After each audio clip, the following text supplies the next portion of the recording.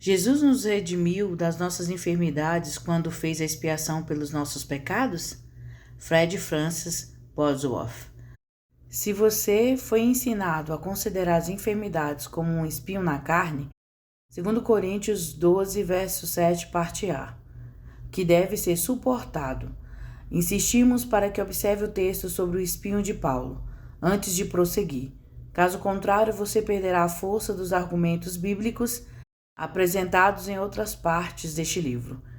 Antes de responder à pergunta que dá título a este capítulo, a partir da palavra de Deus, quero chamar sua atenção para alguns fatos nela ensinados relacionados a esse assunto.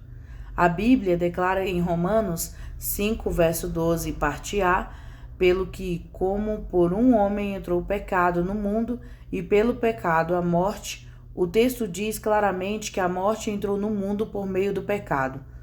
Portanto, é óbvio que as enfermidades, as quais são os prenúncios da morte, também entrarão no mundo pelo pecado.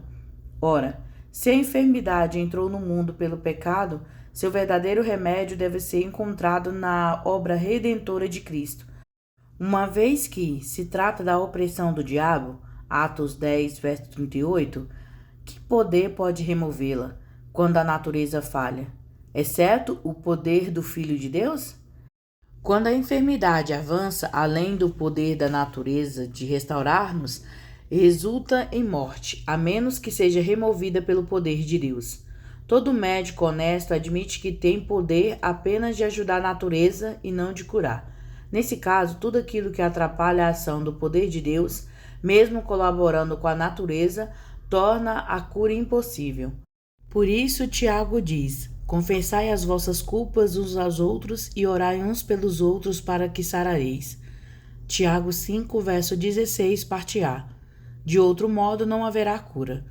Quando a doença avança, nem a natureza, nem os médicos, nem as orações podem salvar o enfermo, até que este confesse seus pecados, a menos que o Senhor, por algum propósito, remova a enfermidade. Sendo a doença parte da maldição, o verdadeiro remédio deve ser a cruz, pois quem pode remover a maldição senão Deus?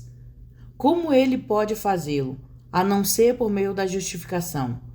A Bíblia ensina, como diz um escritor, que a enfermidade é a penalidade física da iniquidade.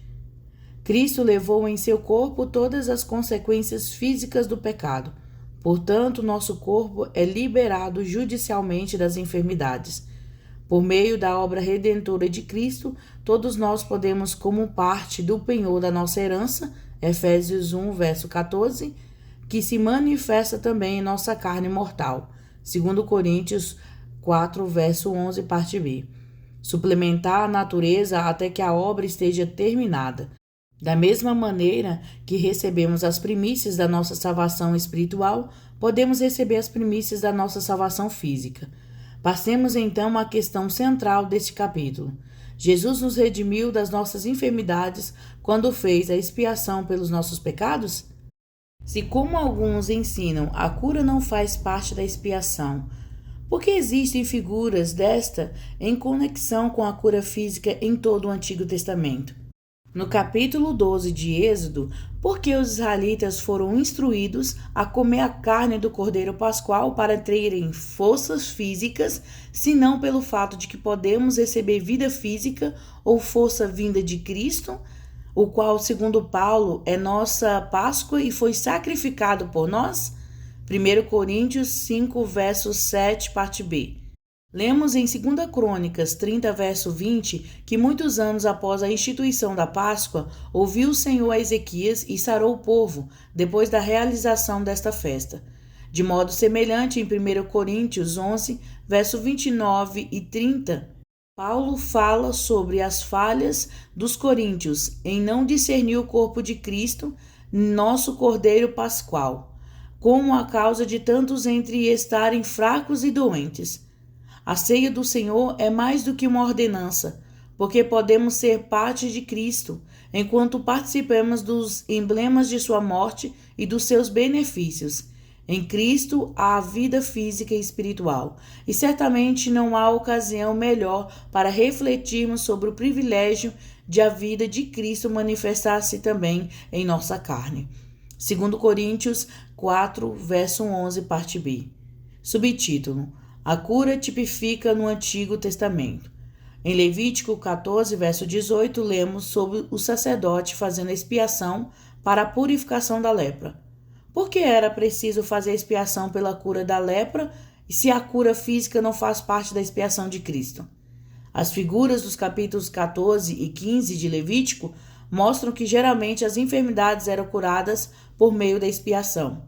Para nós, essa é uma resposta clara à questão que estamos discutindo, de modo que nem precisaríamos prolongar-nos nessa discussão, porque tais expiações tipificam e prefiguram o Calvário. No texto de Lucas 4, verso 19, parte B, Jesus disse que foi enviado a anunciar o ano aceitável do Senhor, referindo-se ao ano do jubileu no Antigo Testamento. Isso nos revela que tal ano representa as bênçãos do Evangelho, pois nesse texto de Lucas, o próprio Cristo o relaciona com a dispensação do Evangelho. Levítico 25, verso 9, mostra que bênção alguma do ano de jubileu deveria ser anunciada pelo toque da trombeta até o dia da expiação. Nesse dia, o novilho era sacrificado como oferta pelo pecado e seu sangue era aspergido no propiciatório. Só se alcançava misericórdia quando o sangue da expiação era derramado sobre o propiciatório. De outra maneira, aquele seria um local de juízo. Isso nos ensina que a misericórdia de Deus e as bênçãos do Evangelho nos são oferecidas por meio da morte expiatória de Cristo na cruz. Subtítulo: Recuperando tudo que foi perdido na queda do homem. Por causa de sua queda, o homem perdeu tudo. No entanto, Jesus recuperou todas as coisas por meio da sua morte propiciatória. Foi no dia da expiação que Deus disse: Tornareis cada um a sua possessão. Levítico 25, verso 13, parte B.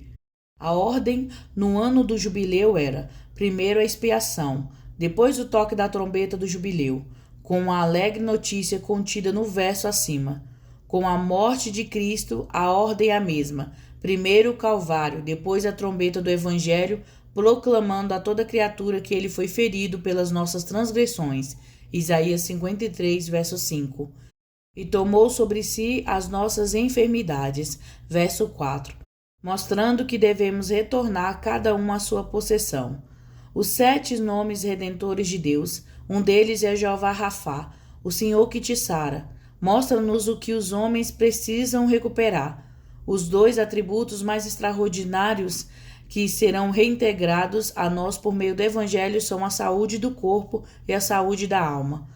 Portanto, perdão e cura foram oferecidos universalmente quando Jesus anunciou o ano aceitável do Senhor, de modo que os homens interiores e exterior pudessem ser completos e plenamente usados na causa do Mestre, equipados para toda boa obra, a fim de poderem terminar a carreira. Alguns fundamentalistas que atacam a fé cristã por crerem que podemos ser salvos sem precisar do Calvário cometem o mesmo erro quando creem na cura, mas dizem que ela é oferecida de modo independente em relação ao Calvário. Para mim, bem como para eles, é um mistério como o sangue de Cristo era tão eficaz correndo em suas veias como quando foi derramado em face de todo o derramamento de sangue do sacrifício do Antigo Testamento e da afirmação de que sem derramamento de sangue não há remissão de pecados. Hebreus 9, verso 22, parte B. Adote uma religião sem derramamento de sangue e você terá uma religião de ideias.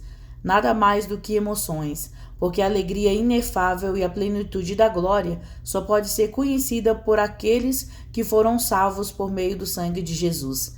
Também é um grande mistério para mim o fato de os fundamentalistas dizerem que a cura pode ser concedida sem relação com a morte de Cristo. A Bíblia não menciona a salvação do homem a não ser por meio do sacrifício. Se a cura física é oferecida e deve ser pregada de modo independente em relação ao Calvário, então por que bênção alguma do ano de jubileu era anunciada pelo toque da trombeta até o dia da expiação? Paulo diz que nele todas as promessas de Deus recebem o sim e o amém. 2 Coríntios 1, verso 20. Essa é outra forma de dizer que todas as promessas de Deus, inclusive a cura, devem sua existência e seu poder exclusivamente à obra redentora de Cristo. Subtítulo: A cura não é adiada até o milênio. Alguns pastores tentam restringir a cura física ao milênio, mas Jesus disse que hoje, e não no milênio futuro, se cumpriu essa escritura em vossos ouvidos. Lucas 4, verso 21, parte B. Foi na igreja e não no milênio que Deus deu uns para apóstolos e outros para profetas e outros para evangelistas e outros para pastores e doutores. Efésios 4, verso 11. Ninguém no corpo de Cristo precisará de cura durante o milênio, pois os cristãos serão arrebatados para se encontrarem com o Senhor quando um mortal for revestido de imortalidade. 1 Coríntios 15, verso 53. Se formos relegar a cura ao milênio, teremos de fazer o mesmo com os apóstolos e profetas que Deus estabeleceu na igreja com o dom de cura. Marcos 16, verso 18, parte B. Dizer que a cura é somente para o milênio é o mesmo que dizer que já estamos no milênio, porque Deus está curando milhares de pessoas hoje. A promessa mais abrangente de Deus, no que se refere a estar-se cheio do Espírito Santo, é o derramar dele sobre toda a carne. Joel 2, verso 28. Durante o ano aceitável do Senhor, que é o período da graça. Nesse tempo, o Espírito Santo age como executivo de Cristo, cumprindo todas as promessas de redenção, com vistas a trazer-nos as primícias da nossa herança espiritual e física, até que o último inimigo, a morte, seja destruído. Assim ser-nos-á liberada a nossa herança plena. Subtítulo: A fé vem pelo ouvir. Muitos enfermos de hoje não recebem de volta sua saúde porque não ouvem o som da trombeta. O apóstolo Paulo diz: a fé é pelo ouvir. Romanos 10, verso 17, parte A. Isto ocorre porque muitos ministros foram privados dessa trombeta quando ainda estava no seminário teológico. Esse fato me faz lembrar de um homem que conheci, o qual tocava trombone em uma orquestra. No início de uma apresentação, alguns garotos colocaram um pequeno objeto dentro do seu trombone. Então, quando ele começou a tocar seu instrumento, o som ficou obstruído. Mesmo assim, o homem soprou durante toda a apresentação, sem perceber que havia algo errado. A exemplo desse homem, alguns pregadores pensam que estão tocando a trombeta do evangelho corretamente, sem perceberem que não estão produzindo nem a metade do som que deveriam. Não estamos declarando todo o conselho de Deus, como Paulo fez. Atos 20, verso 27. Assim como em Levítico, as tipologias mostram que geralmente a cura ocorre por meio da expiação, Mateus 8, verso 17 declara definitivamente que Cristo curou todas as enfermidades mediante sua morte sacrificial. A expiação era a sua razão para não fazer exceções quando curava os enfermos. E curou todos os que estavam enfermos para que os cumprisse o que fora dito pelo profeta Isaías, que diz: Ele tomou sobre si as nossas enfermidades e levou as nossas doenças. Mateus 8, verso 16, parte C e verso 17. Uma vez que ele carregou nossas enfermidades e sua expiação abrange todas as pessoas, seria preciso que todos fossem curados para que se cumprisse essa profecia. Jesus ainda está curando todos aqueles que chegam a ele com confiança para que se cumpra a palavra de Deus. Se na antiga aliança o privilégio da cura já estava presente, quanto mais nessa dispensação em que Deus proveu algo melhor a nosso respeito. Hebreus 11, verso 40. Se não fosse assim, seríamos privados de muitos elementos incorporados à expiação de Cristo. Em Números 16, verso 46 ao 50, depois que 14.700 pessoas tinham morrido na praga, o sumo sacerdote Arão, em seu ofício de mediador, levantou-se entre os vivos e os mortos, verso 48, e ofereceu um sacrifício para remover a praga, a cura do corpo. Da mesma forma, Cristo, nosso mediador, por meio do seu sacrifício, redimiu-nos do pecado e da enfermidade. Subtítulo: A figura da serpente de bronze. Novamente, em Números 21, verso 9, lemos que os israelitas foram curados quando olharam para a serpente de bronze levantada como representação do sacrifício de Cristo. Se a cura não fizesse parte da expiação, por que seria exigido que os israelitas olhassem para uma representação da expiação para receberem a cura? Uma vez que a cura e o perdão foram decorrentes da tipificação da morte substitutiva de Cristo, por que os mesmos não viriam a nós por intermédio de Cristo? Assim, como a maldição foi removida por meio do levantar da serpente de bronze, nossa maldição, diz Paulo, dissipou-se quando Cristo foi pendurado no madeiro. Gálatas 3, verso 13. Em Jó 33, verso 24, parte B e o verso 25, lemos: Já achei resgate, ou seja, expiação. Sua carne se reverdecerá mais do que na sua infância, e tornará os dias da sua juventude. Vemos que a carne de Jó foi curada por meio do resgate. Por que não ocorreria o mesmo com a nossa? Davi inicia o Salmo 103 convocando sua alma a louvar o Senhor e não se esquecer de todos os seus benefícios. Depois, o salmista afirma: É Ele que perdoa todas as suas iniquidades e sara todas as suas feridas. Verso 3.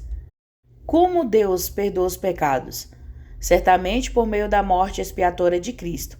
Ele cura as enfermidades da mesma forma, porque a obra propiciatória de Jesus é a única base de benefício para o homem.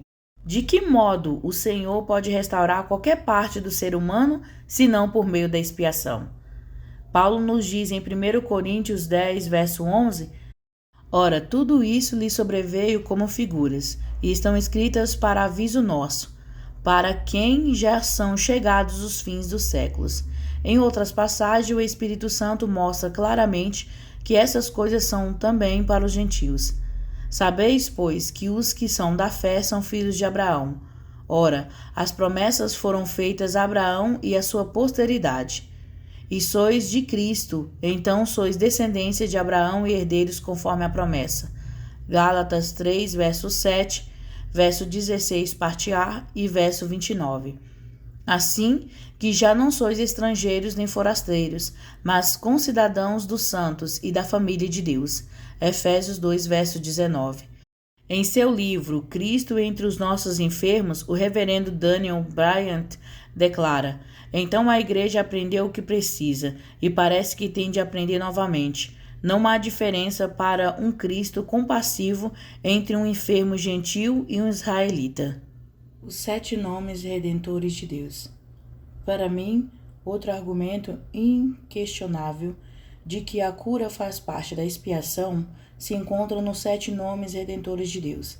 Nas páginas 6 e 7 da Bíblia de Scofield, a nota do rodapé sobre esses nomes diz que Yahvé, distintamente, é o nome redentor da divindade, que significa aquele que é autoexistente e que se revela a nós. Esses 7 nomes redentores apontam para uma autorrevelação crescente e contínua em seu relacionamento redentor com o ser humano. Yahvé tem 7 nomes compostos que o revelam, suprindo todas as necessidades do homem em seu estado perdido. Uma vez que esse nome revela uma relação redentora do Senhor para conosco, deve apontar para o Calvário, onde somos redimidos. A bênção revelada em cada nome deve ser providenciada na expiação de Cristo. Esse é o ensino claro das Escrituras. A seguir, apresentamos os 7 nomes redentores de Deus. Yahvé Chamá, o Senhor está ali, ou presente, revelando-nos o privilégio redentor de desfrutarmos da sua presença. Ele diz-nos por intermédio do seu Filho: Eis que eu estou convosco todos os dias. Mateus 28, verso 20, parte B. A prova de que essa bênção é providenciada na expiação do Salvador está no fato de que pelo sangue de Cristo chegamos perto do Altíssimo. Efésios 2, verso 13. Yahvé Shalom, o Senhor é a nossa paz. Revela-nos o privilégio redentor de termos paz com Deus. Jesus disse: A minha paz vos dou. João 14, verso 27, parte B. Essa bênção está incluída na expiação, porque o castigo que nos traz a paz estava sobre ele. Isaías 53, verso 5, parte B. Deus, por meio da morte de Cristo e do derramamento do seu sangue na cruz, restituiu-nos a paz. Colossenses 1, verso 28. Yahvé Raabe, o Senhor é meu pastor. Ele se tornou nosso pastor, dando a sua vida pelas suas ovelhas. João 10, verso 15. Portanto, trata-se de um privilégio redentor adquirido na expiação. Yahvé Jireh, o Senhor proverá. Cristo foi a oferta providenciada para a nossa redenção completa. Yahvé Nissim, o Senhor é a nossa bandeira, ou vitória. Quando Cristo triunfou sobre os principados e potestades na cruz, proporcionou-nos o privilégio redentor de dizer: mas graças a Deus que nos dá a vitória por nosso Senhor Jesus Cristo. 1 Coríntios 15, verso 57. Yahvé Tsidkenu, o Senhor é a nossa justiça. Ele se tornou a nossa justiça, carregando nosso pecado na cruz. Portanto, nosso privilégio redentor de receber o dom da justiça é uma bênção proveniente da expiação. Yahvé Rafá, eu sou o Senhor teu médico, ou eu sou o Senhor que te sara.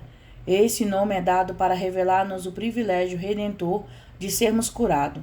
Essa dádiva é adquirida mediante a expiação, pois o capítulo 53 de Isaías declara: verdadeiramente ele tomou sobre si as nossas enfermidades e as nossas dores levou sobre si. Verso 4, parte B. Esse nome foi deixado propositalmente para o final, por sintetizar o tema deste livro. A primeira aliança que Deus fez com o povo de Israel, claramente uma apresentação da nossa redenção. Logo depois da travessia do Mar Vermelho, foi a da cura. Naquele momento, ele se revelou como nosso médico, Yahvé Rafá. Eu sou o Senhor que te sara. Não se trata apenas de uma promessa, mas de um estatuto.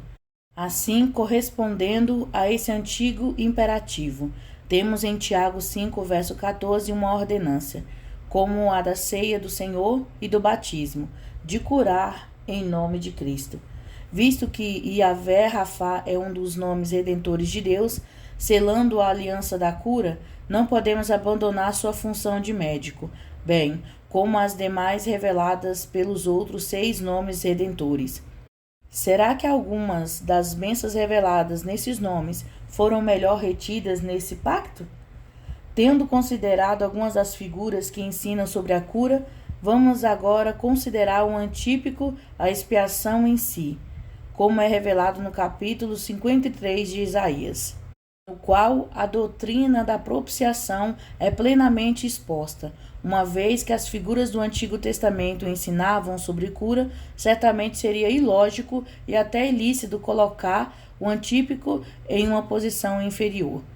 Subtítulo: levou as nossas dores. Não posso citar Isaías 53 sem afirmar que as palavras hebraicas Cholim e Macob foram traduzidas incorretamente, como dores e experimentado nos trabalhos. Verso 3. Todo aquele que dedica tempo para examinar o texto original descobre que essas duas palavras significam, respectivamente, enfermidade e dores, sendo assim traduzidas em todos os demais textos em que aparecem no Antigo Testamento. A palavra Cholim é traduzida como enfermidade e doença em Deuteronômio 7, verso 15, 28, verso 61, 1 Reis 17, verso 17, 2 Reis 1, verso 8 e o capítulo 8, verso 8, 2 Coríntios 16, verso 12 e 21, verso 15, e em outros textos. O termo Macob é traduzido como dores, em Jó 14, verso 22 e 33, verso 19, etc. Portanto, no versículo 4, o profeta Isaías está dizendo: verdadeiramente ele tomou sobre si as nossas enfermidades e as nossas dores e levou sobre si. O leitor pode consultar qualquer comentário bíblico para uma explicação adicional sobre isso. No entanto, não há testemunho melhor do que o registrado em Mateus 8, verso 16 e 17. Subtítulo: um comentário inspirado. E chegada a tarde, trouxeram-lhe muitos endemoniados, E ele, com a sua palavra, expulsou deles os espíritos e curou todos os que estavam enfermos, para que se cumprisse o que fora dito pelo profeta Isaías, que diz: Ele tomou sobre si as nossas enfermidades e levou as nossas doenças. Mateus 8, versos 16 e 17. Este texto prova que Isaías 53, verso 4, não pode estar se referindo à doença da alma, e que palavra alguma traduzida como enfermidade e doença está relacionada às questões espirituais, mas somente a problemas físicos. A passagem registrada em Mateus é um comentário inspirado sobre Isaías 53, verso 4, o qual afirma claramente que o profeta se referia a males físicos e, portanto, a palavra enfermidade, Cholim, deve ser entendida em seu sentido literal em Isaías. O mesmo Espírito Santo que inspirou Isaías o fez em relação a Mateus, como uma explicação sobre o poder de Cristo para a cura do corpo. Adotar qualquer outro ponto de vista é acusar o Espírito Santo de ter cometido um engano ao inspirar Isaías e Mateus. Citarei a seguir a tradução de algumas passagens bíblicas presentes em Isaías 53, feita pelo Dr. Young. Era desprezado e o mais rejeitado entre os homens, homem de dores, do hebraico Macob, e que sabe o que é padecer, enfermidade, Cholim. E como um de quem os homens escondem o rosto, era desprezado e dele não fizemos caso. Verso 3. Certamente ele tomou sobre si as nossas enfermidades, Cholim, e as nossas dores, Macob, levou sobre si, e nós o reputávamos por aflito, ferido de Deus e oprimido. Verso 4. Mas ele foi transpassado pelas nossas transgressões e moído pelas nossas iniquidades. O castigo que nos trouxe a paz estava sobre ele, e pelas suas pisaduras fomos sarados. Verso 5. Todos nós andávamos desgarrados como ovelhas, cada um se desviava pelo caminho, mas o Senhor fez cair sobre ele a iniquidade de nós todos. Verso 6. Todavia ao Senhor agradou moê-lo, fazendo-o enfermar. Cholim. Quando der ele a oferta pelo pecado, verá sua posteridade e prolongará os seus dias, e a vontade do Senhor prosperará nas suas mãos. Verso 10. Foi contado com os transgressores, contudo levou sobre si o pecado de muitos, e pelos transgressores intercedeu. Verso 12, parte B. O Dr. Isaac Lesser, reconhecido tradutor, dá a seguinte versão a estes versículos. Ele foi desprezado e rejeitado pelos homens, e um homem de dores e familiarizado com as enfermidades. Verso 3. No entanto, ele carregou apenas as nossas enfermidades e carregou as nossas dores. Verso 4. Pois por meio de suas feridas a cura foi concedida a nós. Verso 5. Mas o Senhor se agradou em moê-lo por meio das enfermidades. Verso 10. A tradução Rodenen do versículo 10 é: Ele colocou enfermidades sobre ele. Subtítulo: Trocando pecados e enfermidades por salvação e saúde. Em Isaías 53, 4, a palavra nasa, motomou, significa levantar, carregar para longe, levar ou remover para um local distante. Trata-se de uma palavra levítica aplicada ao bode expiatório que levava para longe os pecados do povo. Aquele bode levava sobre si todas as iniquidades deles à terra solitária, e o homem enviara o bode ao deserto. Levítico 16, verso 22. Assim Jesus carregou na cruz meu pecado e minhas enfermidades para longe, para fora do arraial.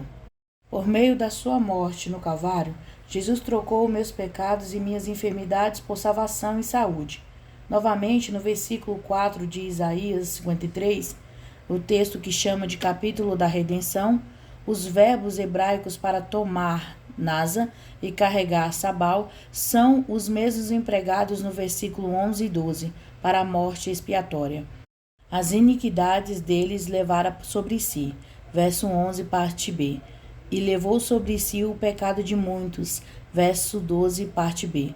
Ambos os termos significam assumir como um fardo pesado e denotam substituição e a completa remoção do objeto que se carrega. Quando Jesus levou nossos pecados, nossas enfermidades e dores, ele os removeu. A carga que nos era pesada foi trocada pelo jugo suave e pelo fardo leve do Mestre. Mateus 11, verso 28 ao 30. Nesse ponto, permita-me citar Jesus, nosso médico, um excelente folheto escrito pelo reverendo Steves, publicado e vendido pelo Instituto Bíblico Torrell em Los Angeles, Califórnia. Ele diz: essa profecia apresenta a cura como parte integral da expiação vicária.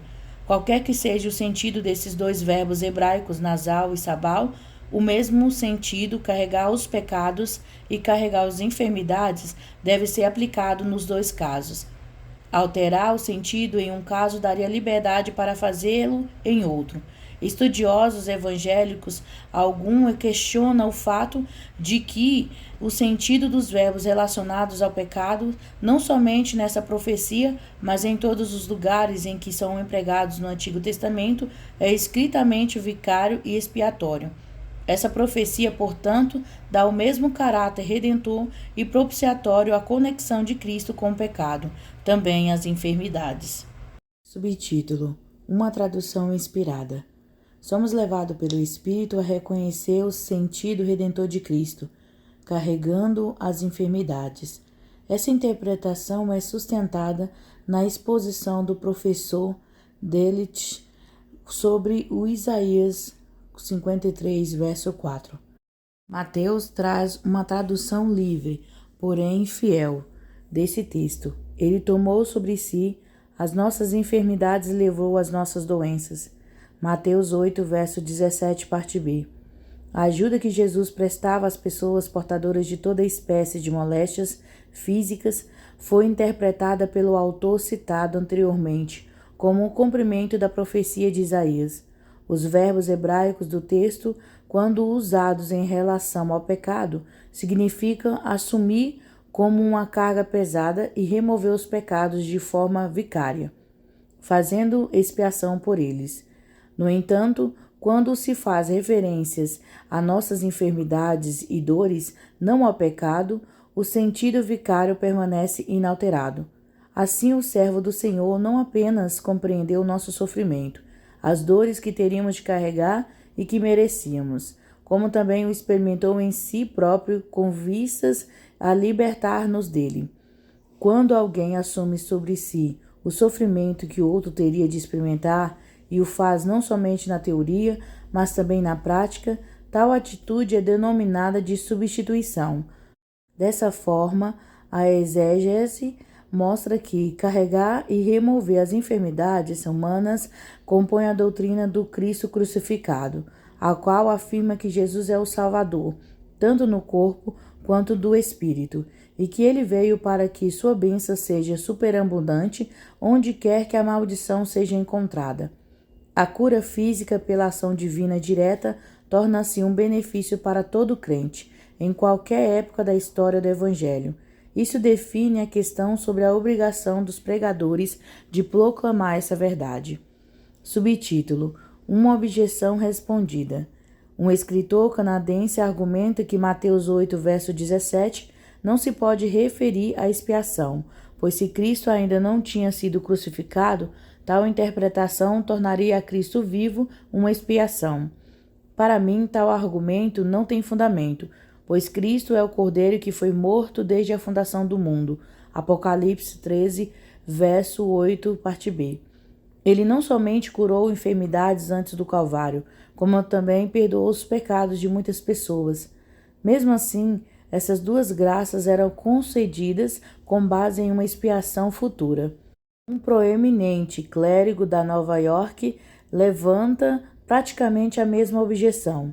Ele argumenta que o fato de Mateus dizer que Cristo está cumprindo uma profecia de Isaías ao curar os enfermos prova que ele carregou nossas enfermidades não na cruz, mas quando estava vivo, na cidade de Cafarnaum. Como resposta a esse argumento, lanço a seguinte questão: Jesus carregou as nossas iniquidades em Cafarnaum ou na cruz? O perdão dos pecados e a cura dos enfermos foram realizados em relação à sua expiação futura, pois sem derramamento de sangue não há remissão de pecados. Hebreus 9, verso 22, parte B. A profecia afirma que ele tomou sobre si as nossas enfermidades. Isaías 53, verso 4, parte A. Isso inclui todas as doenças, não somente as encontradas em Cafarnaum naquela ocasião. Nos versículos 4 e 5 de Isaías 53, vemos o Senhor Jesus morrendo por nossas enfermidades, dores, transgressões, iniquidades e em favor de nossa paz e cura, pois pelas suas pisaduras fomos sarados. Verso 5. Teríamos de interpretar incorretamente o texto para excluirmos-nos dessas bênçãos. O único emprego da palavra verdadeiramente em Isaías 53 prenuncia a provisão da nossa cura. Não poderia haver afirmação mais forte sobre a completa redenção da nossa dor e da nossa enfermidade, por meio de morte expiatória do Cordeiro de Deus. Se Cristo, como alguns pensam, não tivesse disposto a curar a todos durante sua exaltação, como fez durante sua humilhação, então ele teria de quebrar sua promessa registrada em João 4, verso 12 e 13. E não seria o mesmo ontem e hoje eternamente. Hebreus 13, verso 8. A cura advinda da morte expiatória de Cristo necessita da continuação do seu ministério de cura durante a exaltação, porque sua obra redentora abarca toda criatura.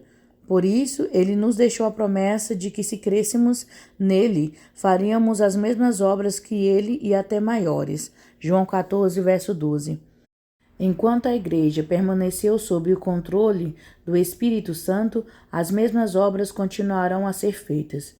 A história revela, de acordo com as observações do Dr. Gordon, que sempre que encontramos uma renovação da fé da primeira igreja cristã e da simplicidade apostólica, vemos também os milagres que certamente caracterizaram o início da igreja.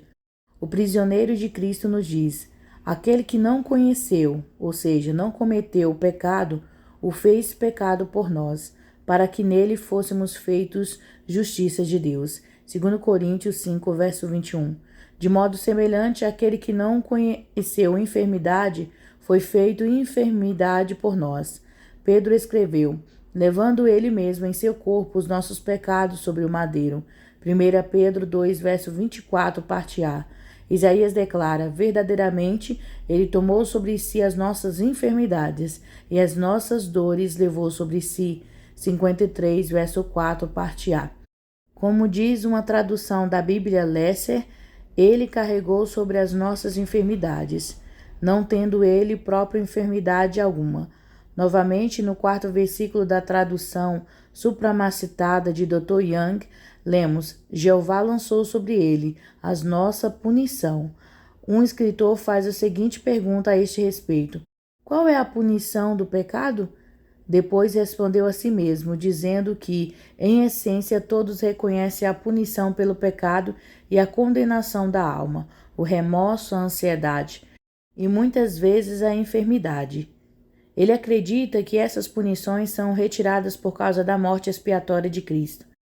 De acordo com que critério, bíblico ou filosófico, a enfermidade é separada das demais punições? Observe as palavras do profeta: Jeová lançou sobre ele a nossa punição. Uma vez que as enfermidades físicas fazem parte da punição do pecado, fica claro pelo caráter imutável da palavra de Deus que elas também estão incluídas na expiação. Convém, então, aludir a um outro questionamento do escritor. Será que Deus daria livramento de todas as penalidades e consequências do pecado, exceto de uma, a saber, a enfermidade física? Longe de nós tal pensamento. Isaías afirma que toda a punição foi colocada sobre ele. O próprio Jesus declarou: está consumado. João 19, verso 30, parte B. A obra do nosso poderoso Jesus está completa. Eu acreditaria que, se fosse de outra maneira, o profeta teria dito: Jeová lançou sobre ele somente uma parte de nossa punição. Subtítulo: A cruz é o remédio perfeito para todos os homens. Jesus foi para a cruz em alma, corpo e espírito, para redimir o homem em suas 3 dimensões, corpo, alma e espírito. Portanto, a cruz é o centro do plano da salvação para o espírito, a alma e o corpo do ser humano. Todas as enfermidades e moléstias são incluídas no verso 4 de Isaías 53. Muitas delas foram até mencionadas especificadamente na lei mosaica, Deuteronômio 28, 15 ao 62 e outras passagens. Em Gálatas 3, verso 13, temos a seguinte declaração: Cristo nos resgatou da maldição da lei, fazendo-se maldição por nós, porque está escrito: maldito todo aquele que for pendurado no madeiro. Não poderíamos ter uma afirmação mais clara do que essa. Cristo, que nasceu sobre a lei para redimir-nos, carregou a nossa maldição, portanto, redimindo-nos de toda a enfermidade. O texto afirma que foi na cruz que Cristo nos resgatou da maldição da lei. Em outras palavras, ele nos libertou das enfermidades relacionadas em Deuteronômio, quais sejam tuberculose, febre, inflamações, úlceras, hemorroidas, sarna, coceira, loucura, insanidade, cegueira, e livrou-nos de grandes e duradouras pragas e enfermidades, mesmo das quais não estão escritas no livro da lei, as quais incluíram câncer, gripe, sarampo e todas as outras doenças modernas. Se Cristo nos resgatou da maldição da lei e as enfermidades também faz parte da maldição, estamos livres delas também. Subtítulo: Redenção como sinônimo do Calvário. Redenção é sinônimo de Calvário. Portanto, somos redimidos totalmente da maldição, em nosso corpo, em nossa alma e em nosso espírito, somente por meio da expiação de Cristo, visto que a enfermidade física é parte da maldição. Como Deus poderia ser justo, trazendo cura para os doentes, sem primeiro redimi-los do pecado? Dando prosseguimento a esse raciocínio, posto que Cristo nos resgatou da maldição da lei, como Deus pode justificar-nos e ao mesmo tempo exigir que continuemos sob a maldição, se o apóstolo Paulo diz que não estamos debaixo da lei, mas da graça? Romanos 6, verso 14. Em outras palavras, por que alguém permaneceria sob a tutela da lei se o fim desta é Cristo? Romanos 10, verso 4. Fazer isso seria o mesmo que um homem cumprir pena perpétua, depois de primeiramente ter sido absolvido pelo tribunal que o julgou e por último declarou inocente da acusação que lhe foi imputada. No capítulo 3 de Romanos, Paulo argumenta que Deus propôs seu Filho para a propiciação, para que ele fosse justo e justificador daquele que tem fé em Jesus. Romanos 3, verso 26, parte B. Em outras palavras, se não fosse pela expiação de Cristo, Deus seria injusto em justificar o pecador. Da mesma forma, praticaria injustiça curando os enfermos, sem primeiro resgatá-los da enfermidade. Para mim, o fato de Deus sempre ter curado as pessoas é a maior prova de que a cura é proporcionada na expiação de Cristo. Se a cura não fosse providenciada para todos na redenção, como todas as pessoas, no meio das multidões, poderiam obter de Cristo a cura? E ele curou a todos. Mateus 12, verso 15, parte B. Subtítulo: Uma questão importante. Se o físico não estivesse incluído na redenção, como poderia haver ressurreição? Como o corruptível pode herdar o incorruptível? Ou como o mortal pode herdar o imortal? Se não fôssemos redimidos de nossas enfermidades, não estaríamos sujeitos a elas no céu. Se alguém fosse possível ressuscitar sem depender da redenção? Alguém já disse muito bem: se o destino do homem é espiritual e físico, então sua redenção deve ser espiritual e física. Porque o último Adão, Jesus, não deveria retirar tudo aquilo que o primeiro Adão trouxe sobre nós? Subtítulo: Curada por meio da fé. Dentre os muitos casos de cura, enfermidade e aflição, quero mencionar um que ocorreu enquanto as pessoas ouviam a pregação sobre a cura decorrente da morte expiatória de Cristo. A libertação da doença se dava por meio da fé dos próprios enfermos, antes mesmo que eles tivessem a oportunidade de serem ungidos. Quando tinha apenas 8 anos de idade, Clara Rupert de Lima, Newell, sofreu tão gravemente de coqueluche que os músculos de um de seus olhos se romperam, fazendo com que ela perdesse totalmente a visão. A perda da sensibilidade em uma das vistas de Clara foi tão séria que ela poderia passar o dedo no globo ocular sem sentir nada. Ela dizia que dos dias do vento forte não sentia quando entrava poeira naquele olho. Enquanto ouvia uma pregação sobre a expiação de Cristo, durante nossa campanha de avivamento em Ohio, Clara Herbert disse a si mesma: se isso for verdade como a Bíblia diz, estou certa de que receberei a visão do meu olho cego nesta noite, quando for lá na frente. Posso ter a mesma certeza que tive quando aceitei Cristo e fui salva em uma igreja metodista há anos. Raciocinando dessa forma, Clara foi à frente e, enquanto orávamos por outra pessoa, ela pediu a Deus que a curasse. Antes que tivéssemos a chance de ungí-la, ela começou a chorar, voltou para o seu lugar e abraçou seu pai. Os que estavam presentes se perguntavam por que ela foi sentar antes de ser ungida. O pai dela perguntou-lhe: o que aconteceu, filha? Ela replicou-lhe: meu olho. Ao que ele perguntou a Clara: o que aconteceu com ele? Está doendo? Ela então respondeu: não, estou enxergando perfeitamente. Alguns meses mais tarde, enquanto realizávamos uma campanha de avivamento em Paul, Minnesota, encontramos Clara e seu marido, o qual estava cursando um seminário teológico, visando a preparar-se para o serviço de mestre. Ele queria pregar o evangelho daquele Cristo que curara Clara. Em nossas campanhas de avivamento, ouvíamos praticamente todo dia testemunhos de pessoas que ficavam sãs enquanto estavam sentadas ouvindo acerca do evangelho. Subtítulo: A palavra de homens proeminentes. Essa visão sobre a cura como parte da expiação de Cristo não é nova nem exclusivamente minha. Muitos dos mais piedosos e capazes professores em nossas igrejas têm ensinado desse princípio.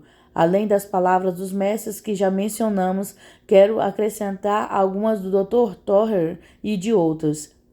O Dr. Torrey, em seu livro Cura Divina, declara: a morte expiatória de Jesus Cristo não nos assegurou somente a cura física, mas também a ressurreição, o aperfeiçoamento e a glorificação do nosso corpo. O Evangelho de Cristo tem salvação para o corpo, bem como para a alma. Assim como o indivíduo recebe as primícias de sua salvação espiritual na vida atual, também recebemos as primícias da nossa salvação física na vida atual. Os cristãos individualmente, sejam ou não presbíteros, têm o privilégio e o encargo de orar uns pelos outros em caso de enfermidade, com a expectativa de que Deus o ouvirá e curará. O Dr. Stanton, ex-moderador da Assembleia Geral da Igreja Presbiteriana, diz o seguinte em sua obra Paralelismo dos Evangelhos: meu propósito é mostrar que a expiação de Cristo estabelece um fundamento tanto para a libertação dos pecados como para a libertação das enfermidades. A provisão foi feita e consumada em ambas as áreas. Assim, no exercício da fé sob as condições prescritas, a mesma razão que nos leva a crer que o corpo pode tornar-se livre das doenças permite-nos acreditar que a alma se tornará isenta do pecado. Resumindo, ambos os ramos da libertação procedem da mesma raiz, e é necessário incluí-los em qualquer conceito verdadeiramente do que o Evangelho oferece para a humanidade. O sacrifício vicário de Cristo cobre as necessidades espirituais e físicas dos homens.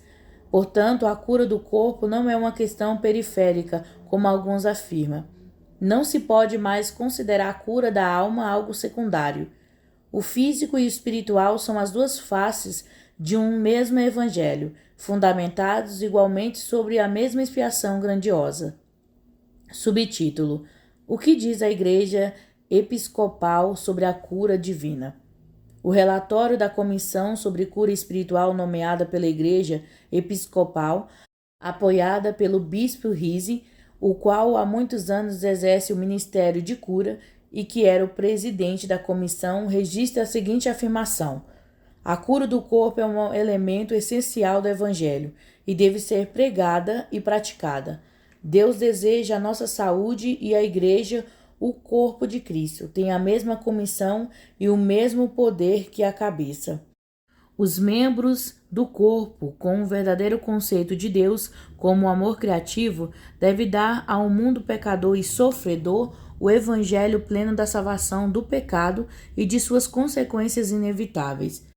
Essas conclusões foram elaboradas pelos eruditos que fizeram parte da comissão depois de 3 anos de estudos e pesquisas.